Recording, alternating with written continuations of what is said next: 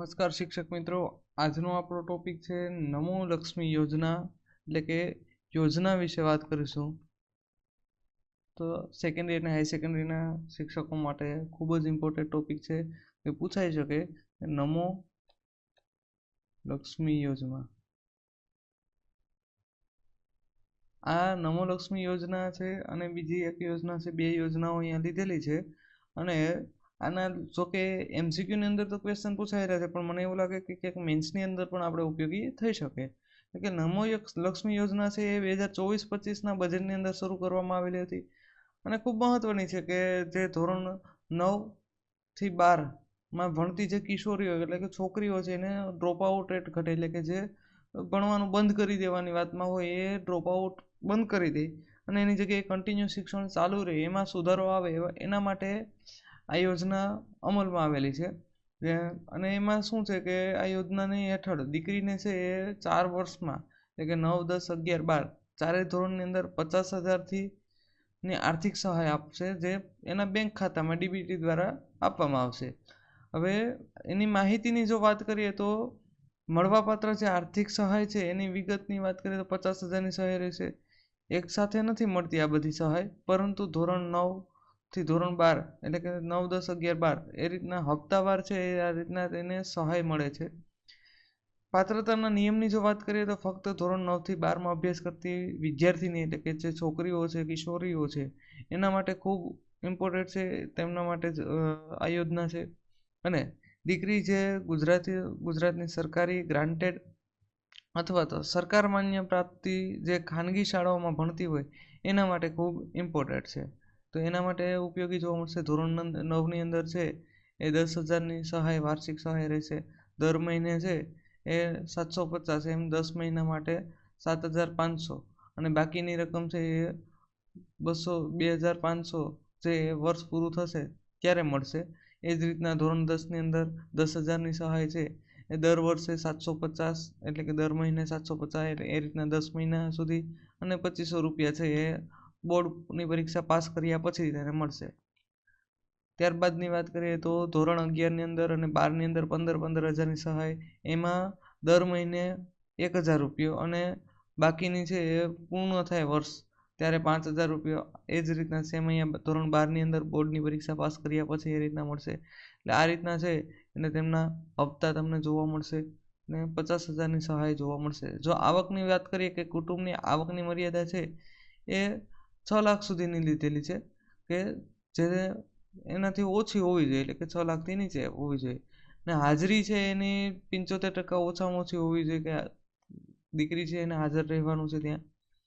દસ્તાવેજો ઘણા બધા છે એ તમે વાંચી લેજો, કારણ કે આની અંદર વધારે દસ્તાવેજ તમને એવું કંઈ પૂછશે નહીં. આ તમે માહિતી લીધેલી છે એટલે એમાં કઈ રીતને એપ્લાય કરવાની. એ વેબસાઇટની વાત કરીએ તો વેબસાઇટ છે નમો લક્ષ્મી ગુજરાત government.in, એની અંદર તમને જોવા મળશે. આ રીતના છે એ સહાય મળે. હવે બીજી એક યોજના આવશે નમો સરસ્વતી વિજ્ઞાન સાધના યોજના, કે એ છે એના વિશે આપણે પછી વાત કરીશું. આ હતી નમો લક્ષ્મી યોજના. અને બીજી એક છે એ મુખ્યમંત્રી છે જ્ઞાન સાધના મેરિટ સ્કોલરશિપ યોજના. એની અંદર તમને શું જોવા મળશે કે ગુજરાત સરકાર દ્વારા છે એ ખૂબ મહત્વની જે યોજના છે એની અંદર રાજ્યમાં છે એ તેજસ્વી બાળકોને 25,000ની અને ધોરણ 9થી 12માં અભ્યાસ કરતા જે વિદ્યાર્થીઓ છે એને આર્થિક સહાય એટલે કે સ્કોલરશિપ આપવામાં આવે છે. હવે મળવાપાત્ર સ્કોલરશિપ કઈ રીતના હશે તો એ વિદ્યાર્થી કઈ શાળામાં પ્રવેશ મેળવે છે એના આધારે દર વર્ષે નિયમ મુજબ જે સહાય છે મળશે. ખાનગી શાળામાં જો ભણતો હોય એટલે કે સેલ્ફ ફાઇનાન્સ સ્કૂલની અંદર તે ભણતો હશે તો ધોરણ 9 અને 10ની અંદર 22,000ની સહાય, ધોરણ 11 અને 12ની અંદર 25,000ની સહાય. આ રીતના 4 વર્ષની અંદર તેને 94,000 જેવી સહાય મળશે.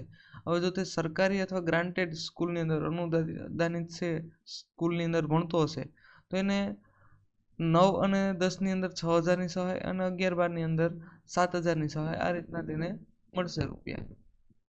હવે મળવાના નિયમોની વાત કરીએ તો કે આ સ્કોલરશિપની અંદર જે નિયમની વાત કરીએ તો એ પોતે છે એ અભ્યાસની શરત છે કે 1 થી 8 ધોરણ છે એ સળંગ તે સરકારી અથવા ગ્રાન્ટેડ સ્કૂલની અંદર તેણે પૂરા કરેલા હોય.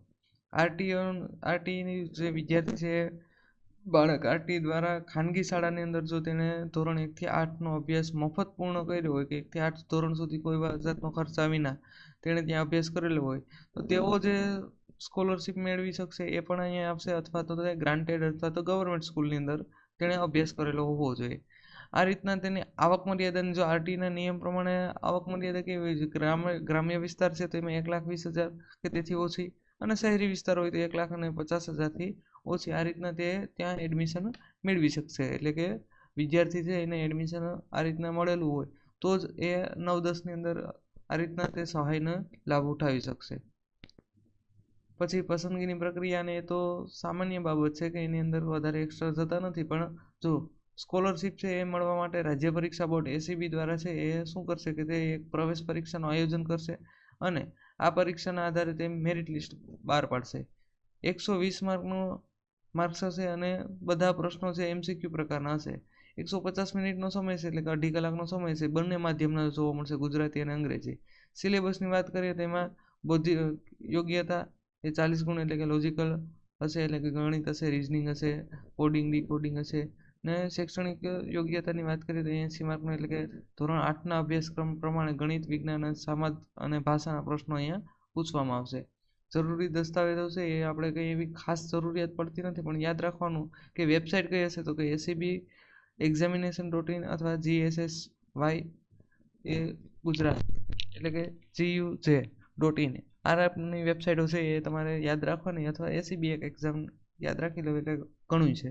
આવી બધી માહિતી છે એ પૂછાતી હોય તો યાદ રાખવાનું છે. અને તમારે ક્યાંક ને ક્યાંક આપણે સેકન્ડરી અને હાઈ સેકન્ડરી મેન્સની અંદર જો ઉપયોગી થાય તો લાઇક, શેર અને સબસ્ક્રાઈબ કરવાનું ભૂલવાનું નથી.